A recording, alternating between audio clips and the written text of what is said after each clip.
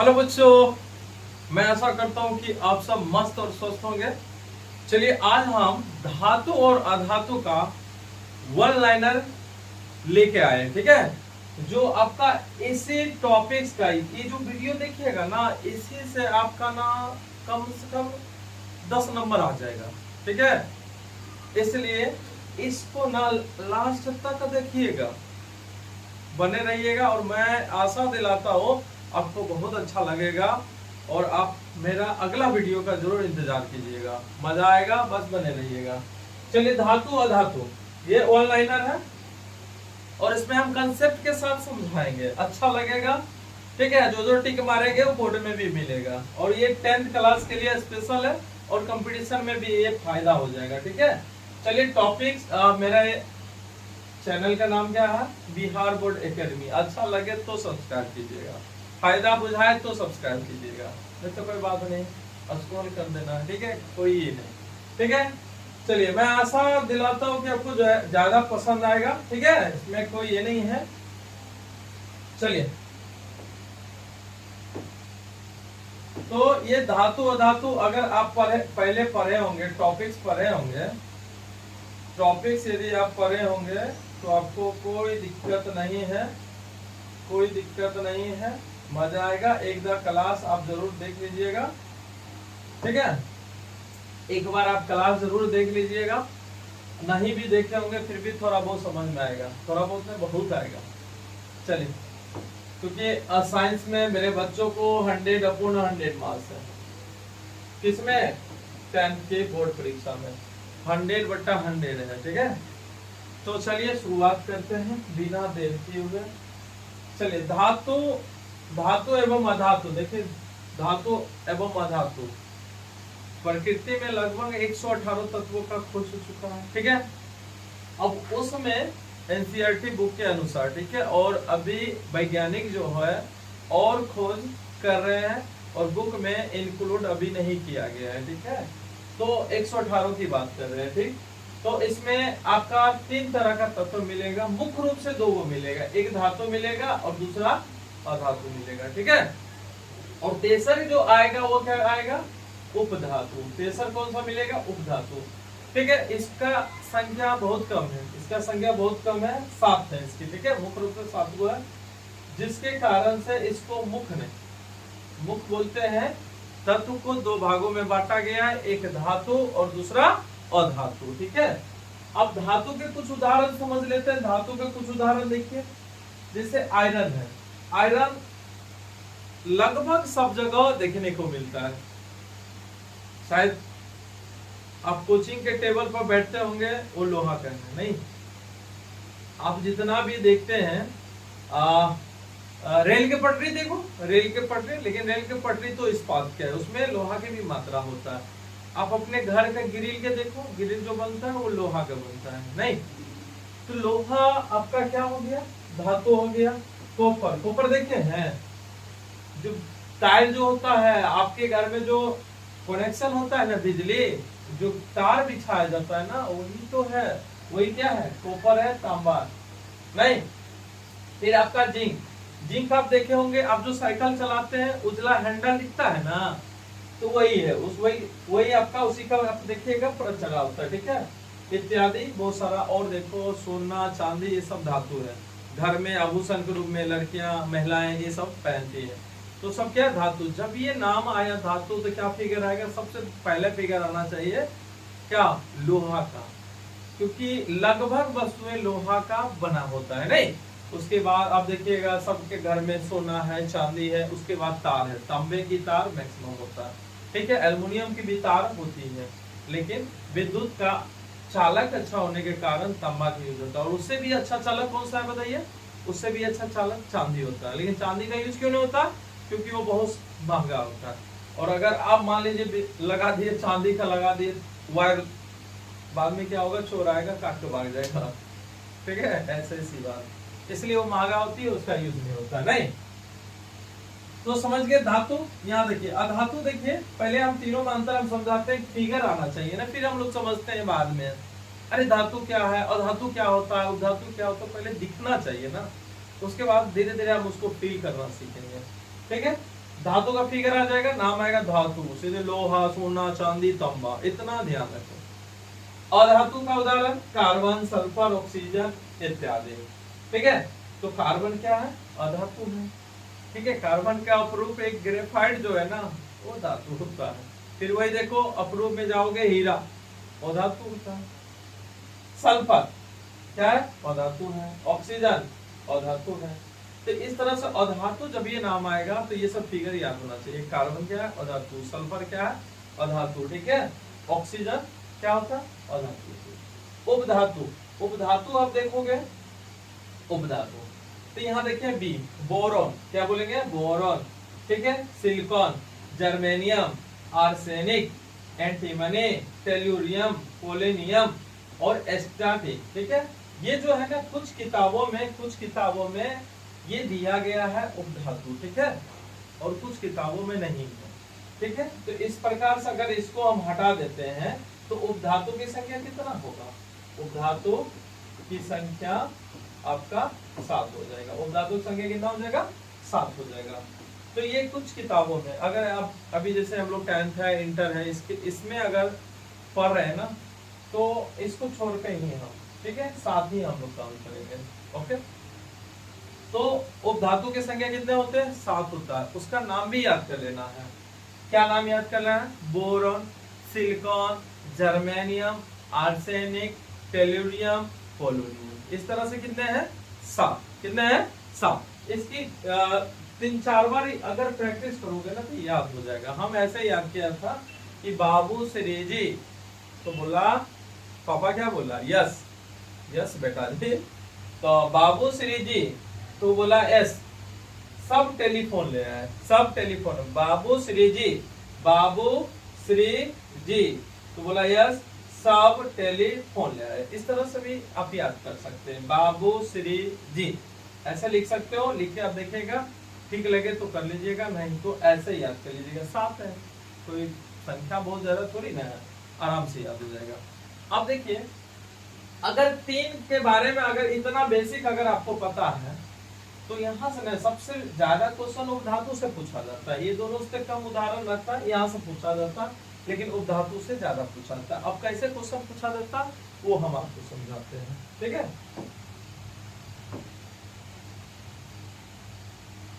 चलिए, जगह तो कम है, हम यहाँ पे बताने का प्रयास करते हैं।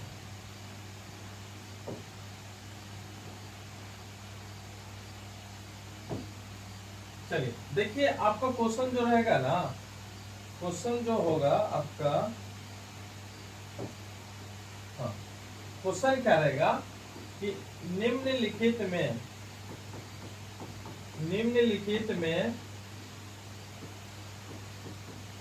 उपधातु है। ठीक है, आपका इस तरह से ऑप्शन दे सकता है, पोटेशियम, ठीक है, कैल्शियम, कार्बन, सिलिकॉन। इस तरह से आपका 4 ऑप्शन दे देगा। ठीक है, यदि आपको ना ये 7 का 7 याद है ना तो फिर सवाल बन जाएगा। आप देखेंगे हर परीक्षा में एक क्वेश्चन निश्चित होगा, इसलिए इसको याद कर लेना जरूरी है। ठीक है, इसको छोड़ दीजिएगा और बाकी याद कर लेना है। ठीक है, तो निम्नलिखित में उपधातु है कौन है? ये तो पोटेशियम धातु है, कैल्शियम धातु है, कार्बन अधातु है। तो आपका आंसर कौन हो जाएगा? सिलिकॉन। इस तरह से आपके बोर्ड एग्जाम में पूछेगा। मैं आशा करता हूँ आप याद कर लेंगे, क्योंकि बड़ा मेहनत करके बनाया गया है। आप देख सकते हैं, इसकी टाइपिंग होती है, इसका पैसा देना पड़ता है, फिर हम आपके लिए लाते हैं कि मेरा छोटा भाई है, मेरे छोटे छात्र छात्राएं हैं, सब सीख पाए, उसको कुछ हम मदद कर पाए। ठीक है, क्योंकि मेरे जो ऑफलाइन क्लास है, टैलेंट कोचिंग सेंटर मेरा है, वहाँ पे अगर बच्चों को ये कहा जाए तो लगभग मैं देखिएगा 97 है, 96 है, 100 भी है, ऐसे बहुत सारे बच्चे को माथ साइंस में आते हैं, बहुत सारे बच्चे को। आप जाके देख सकते हैं, इसका डिस्क्रिप्शन में भी देख सकते हैं। ठीक है, तो आपको हम साइंस भी पढ़ाएंगे, मैथ भी पढ़ाएंगे। ठीक है, धीरे धीरे और सब्जेक्ट पढ़ाएंगे, बट अभी कोशिश कर रहे हैं। ठीक है, थोड़ा सा अच्छा लगे तो थोड़ा जरूर प्यार दीजिएगा। चलिए, अब आगे देखते हैं हम लोग, लास्ट तक बने रहिएगा, ठीक है। हम इसमें ना आपको पूरा पूरा पढ़ा देंगे इसमें, इतना आसान भाषा में जो मत पूछो, आपको समझ में जरूर आएगा, ठीक है।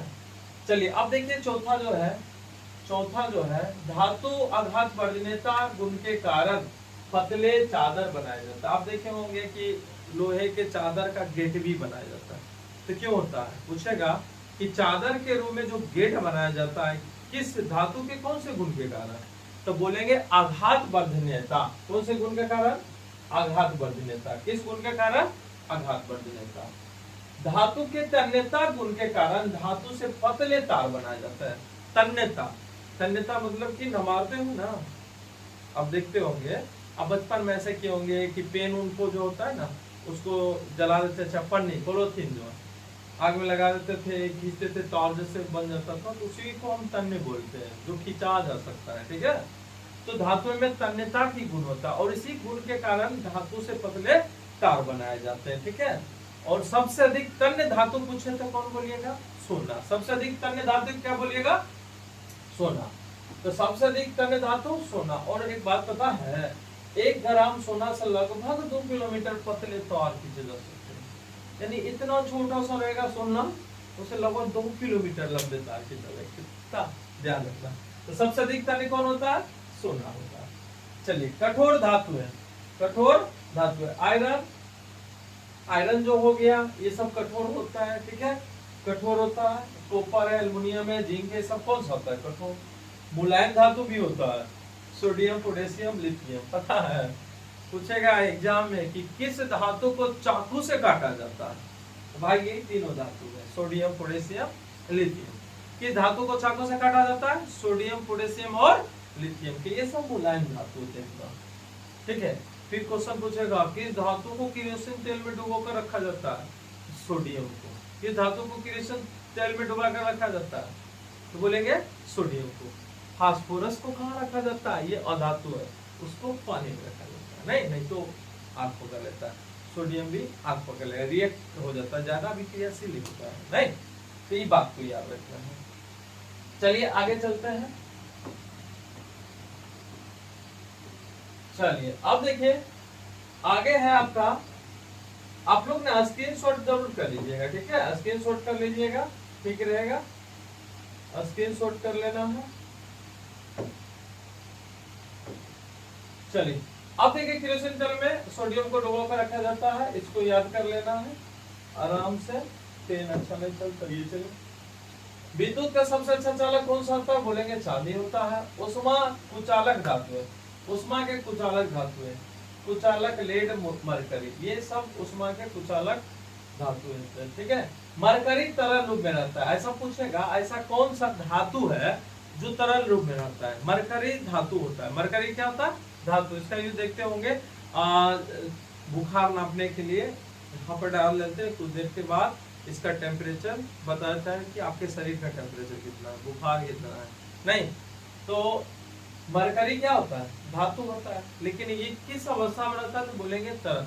ऐसा क्वेश्चन पूछेगा ऐसा कौन सा धातु है जो तरल रूप में रहता है, तो बोलेंगे मरकरी, यानी पारा भी बोलते हैं। इसका सूत्र क्या होता है, इसका अगर सूत्र बोलेगा तो Hg होता है, परमाणु संख्या बोलेगा 80 होता है, ठीक है, याद रखना।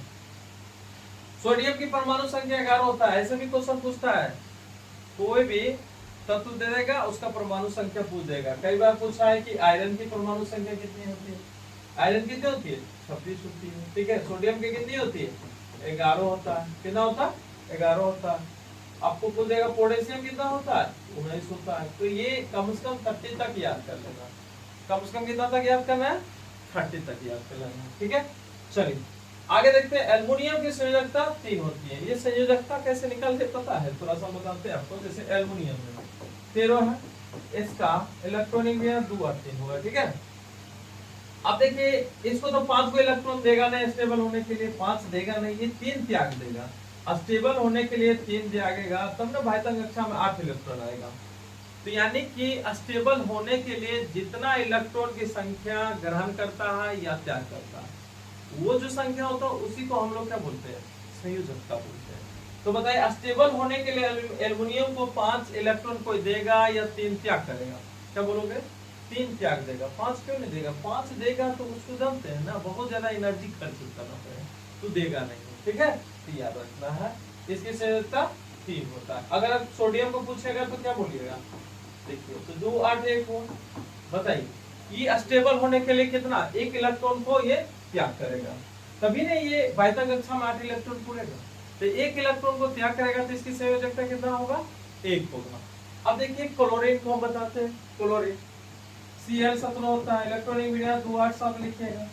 अब बताइए ये स्टेबल होने के लिए त्यागेगा कि ग्रहण करेगा? कहोगे सर ये तो एक मांग लेगा किसी से, यानी लेगा तो लेगा तब कितना लेगा? 1, तो इसकी वैलेंसी कितना होगा? 1। मैं ऐसा करता हूँ समझ में आ गया होगा। ठीक है, चलिए उभयधर्मी ऑक्साइड के उदाहरण, ये क्वेश्चन एग्जाम में आता है। उभयधर्मी ऑक्साइड के Al2O3 ZNO PbO BeO, ठीक है, इसको याद कर लेना है, बहुत मोस्ट BBI ये क्वेश्चन है। उभयधर्मी ऑक्साइड, उभयधर्मी ऑक्साइड वो होता है जो अम्ल और भस्म दोनों से विक्रिया करता है, अम्ल और भस्म दोनों से विक्रिया करता है। ठीक है, देखिए इसमें हम ये है ना ऑनलाइनर भी बता रहे हैं आपको, मेटल नॉन मेटल हम टॉपिक्स हम पढ़ाएंगे भी। ठीक है, तत्काल में ये हम ला के दे दिए। अच्छा लगे तो लाइक सब्सक्राइब जरूर कीजिएगा, अपने दोस्तों के साथ साझा कीजिएगा, थोड़ा कमेंट भी कीजिएगा कैसा लगा है। और एक बात बता दें, जितना भी बताएंगे अगर कॉपी में नोट कर लीजिएगा, कहीं नहीं जाने वाला है, आपको यहीं से आपके बोर्ड में मिलेगा, इसकी पूरी गारंटी।